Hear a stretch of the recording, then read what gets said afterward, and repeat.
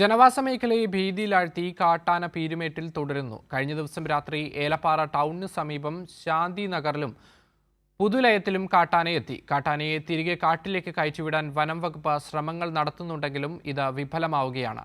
ഇതിനിടെ ജനവാസ മേഖലയിലേക്ക് കാട്ടാന കടക്കാതിരിക്കാനുള്ള നടപടിക്രമങ്ങളും പുരോഗമിക്കുകയാണ്. ഇന്നലെ ഉച്ച മുതൽ ആന ഏലപ്പാറയിലും പരിസര പ്രദേശങ്ങളുമായി തങ്ങുകയാണ്. രാത്രിയോടെ ഏലപ്പാറ ടൗണിന് സമീപം ശാന്തിനഗർ ഭാഗത്ത് എത്തുകയായിരുന്നു. ഇവിടെ വീടുകളിലുണ്ടായിരുന്ന ആളുകൾ ആനയെ കണ്ട് ബഹളം വെച്ചതോടെ ആന സമീപത്തെ തേയിലത്തോട്ടത്തിലേക്ക് കയറി.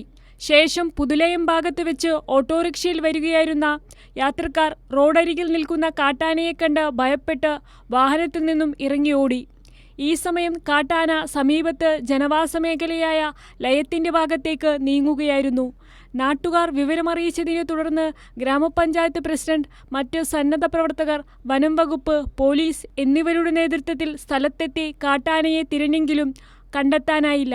നിരവധി തോട്ടം തൊഴിലാളികൾ ഉൾപ്പെടെ പണിക്കിറങ്ങുന്നതും അധിവസിക്കുന്നതുമായ മേഖലയിലാണ് കാട്ടാന ഇറങ്ങിയത്. ഇതാദ്യമായാണ് ഇത്തരത്തിൽ ആന ഇവിടെ എത്തുന്നതെന്ന് ഭയപ്പാടോടെ സ്ത്രീകൾ പറഞ്ഞു. ആന ഞാൻ ഇറങ്ങി വീട്ടിൽ താഴെ ഇറങ്ങി പോകുമ്പോൾ ആന എൻ്റെ മുമ്പേ വന്ന് നിൽക്കുമായിരുന്നു.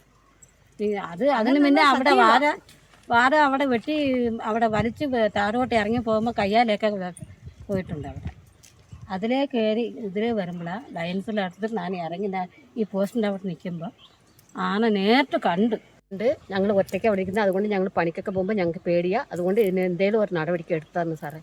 സ്കൂളുകൾ, ആരാധനാലയങ്ങൾ, നിരവധി കുടുംബങ്ങൾ അധിവസിക്കുന്നതുമായ മേഖലയിലാണ് കാട്ടാന എത്തിയത്.